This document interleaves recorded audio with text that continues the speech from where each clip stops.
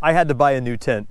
When Jay and I recorded our bikepacking lessons learned video, I placed my REI Passage 1 too close to the chiminea, and embers from the fire put all kinds of tiny little pinholes in the rainfly and one in the tub even. I purchased the 2021 model and took it with me on the Swamp Fox adventure, but on the first night I noticed some features were missing or changed slightly.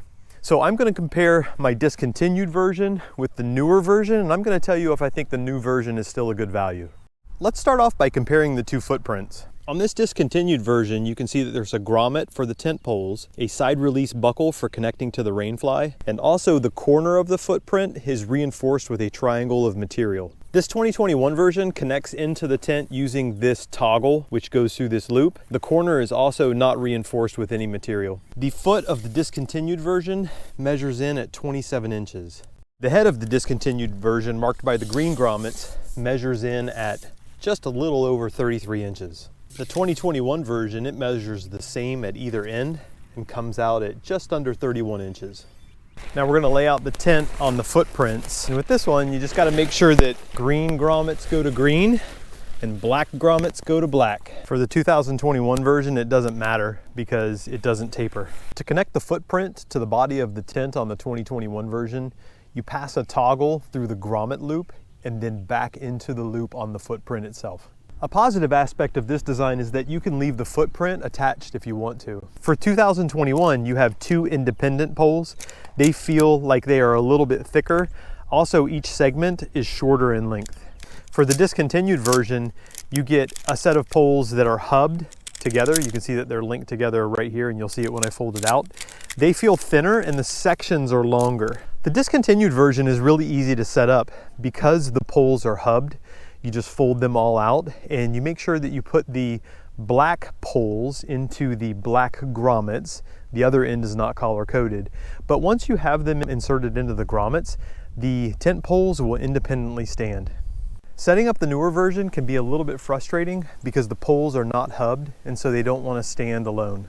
Once you have both poles inserted, you have to just pull them up together in the middle and then raise the body of the tent to the hook.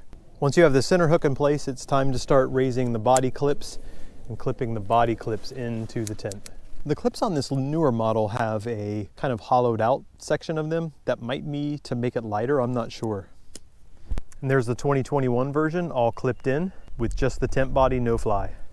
Now as you can see, the discontinued version, it stands up all by itself with those poles. All I have to do is lift up the main hook in the center and then clip in all of the clips from the body of the tent into the poles. Something that you might do at this point is stake out your tents. The stakes from the discontinued version are made out of aluminum. You can see that they are a thick gauge and they are pointed at the tip here.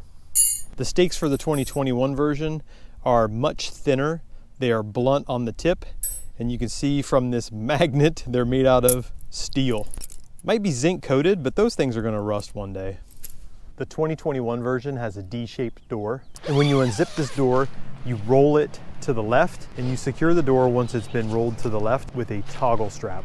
The door on the discontinued version is a teardrop shaped door. Once you have the door fully unzipped, it dangles from the center, but the neat thing is you can then take it and stuff it into its own special loft pocket. And that gets it up out of the way. That's much easier and much quicker. Inside the 2021 version, it is the same width at the head as it is down at the foot of the tent. You can see that it's open and airy with lots of mesh. There is only one pocket, and this pocket is up at the head of the tent, and it is a nylon pocket. The discontinued version is narrower at the feet than it is at the shoulders. Up at the head, there is a large pocket, and it is a webbing pocket. In addition to the loft pocket where you can stuff the door, there is an additional loft pocket that you can put some things as well. There are loops in the loft of both tents in order to hang camp lanterns. The center loop and hook in the discontinued tent is reinforced with extra nylon. I really like the design feature of the teardrop door on the discontinued tent. You can open up either end as a D-shaped door, or you can open up the whole thing, let it dangle from the middle and tuck it in the pocket. It's the better design. When you are sleeping in the 2021 version, the door is going to be on your left side. When you're sleeping in the discontinued version, the door is on your right side. When you're pulling the rainfly over the discontinued tent, you just have to make sure that the side release buckle strap matches the color of the grommet strap. There's no collar coding for the 2021 version, so you only have to make sure that the logo is on the outside and that the door is on the proper side of the tent.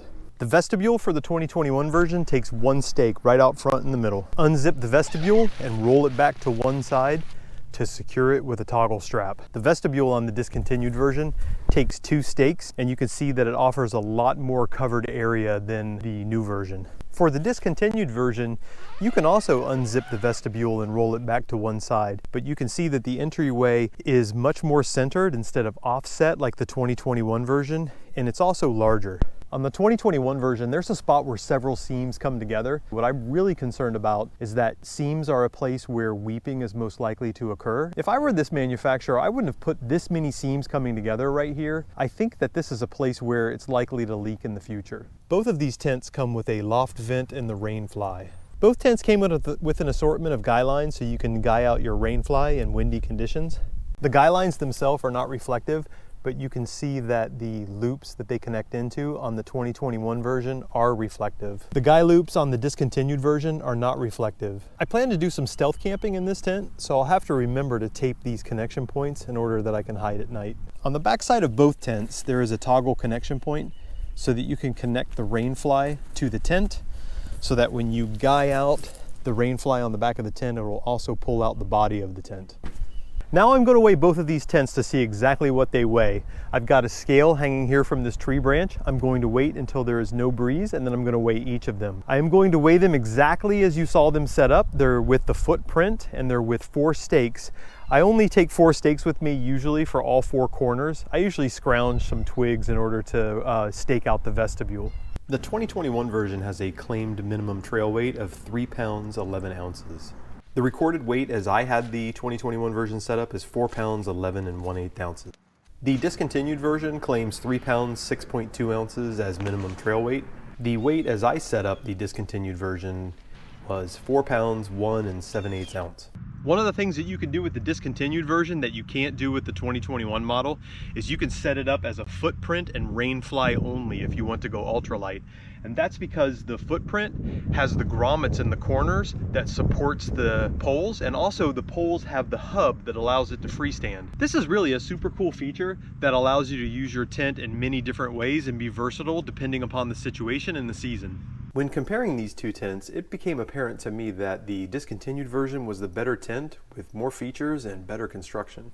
Given that I already own this tent, I'm going to use it, but if you're in the market for a new one-person tent, I would not recommend the REI Passage 1. The changes to this tent appear to be cost-cutting measures to improve profit and not for the consumer. And so I would take the $139 purchase price for this tent, add a few tens of dollars more, and I would buy a tent from another manufacturer that has some more features.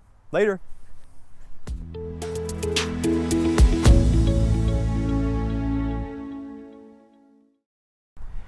The tents are exactly as I have them set up.